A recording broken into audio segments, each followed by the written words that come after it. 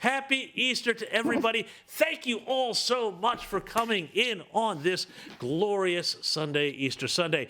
I want to kick off with some of the parliamentary news that we had to deal with this past week, guys, and I want to talk about the Labour government's chaotic detainee legislation that saw the government propose laws that would allow it to ban travelers from countries like Iran that did not take deportees.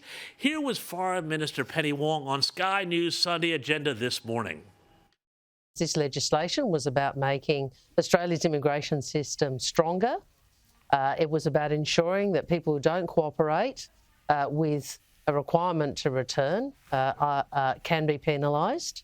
And it was about ensuring that we can have a new power to stop granting visas in certain circumstances to those countries who are refusing to have citizens return. Now, obviously, that's a power which would only be exercised where necessary. It's a power which is one tool in the ways in which we seek to manage the immigration system. Now, guys, I want to talk about this detainee debacle a bit more. I was there in Canberra this week when it all went down. It was amazing seeing Labour get just absolutely rolled by the Liberals, the Greens, the independent crossbench in the Senate, and they were just absolutely knocked out on that. The obvious question is, why are Andrew Giles and Claire O'Neill still in their portfolio? I mean, all they seem to be doing is causing embarrassment and headaches for their Prime Minister. Nicole, let's start with you. Well, I think the nation would love an answer from Prime Minister Anthony Albanese as to why Ministers Claire O'Neill and Andrew Giles are still in their portfolios when they are clearly incapable of managing their departments, of managing the policy. And isn't it so telling that they sent Senator Penny Wong, the Foreign Affairs Minister, out to attempt to defend their chaotic handling of migration and detainee system that's been a rolling mess since last June. They've sent Penny Wong out because Giles and O'Neill are in hiding, James. Now, I don't know if you were part of the press gallery pack that was chasing Claire O'Neill around this week, but apparently she's sort of up to about 2 press conferences that she's refused to answer questions at. So, you know, enough is enough. This is just disastrous for the Prime Minister. I mean, good for all of us who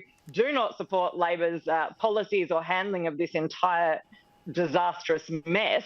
But this isn't good for the nation, and the Prime Minister needs to act. And he can't hide behind Penny Wong being out there trying to defend the indefensible.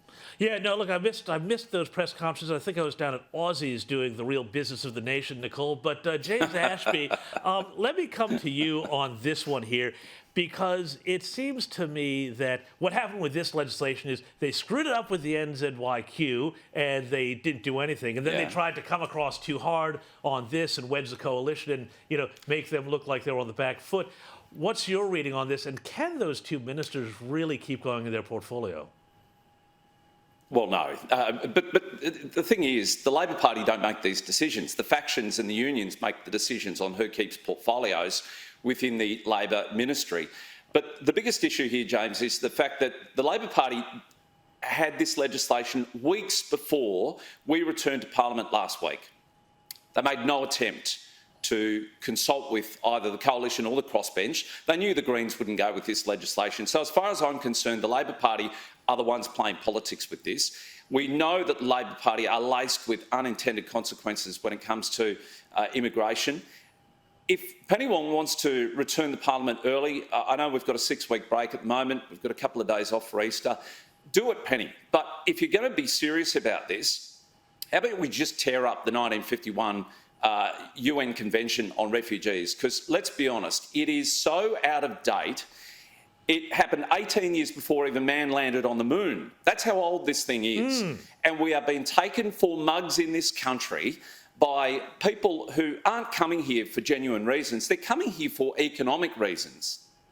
They're pretending that they're changing religion or they're changing sexuality. Look, unless they've got an OnlyFans site that we can judge on whether they've genuinely turned gay or lesbian or whatever it might be, there is no definitive response that these people can give that says that they are gay or they are of Christianity now and stopping them from going back to these Islamic countries. Let's have a look at the countries in which they're coming from.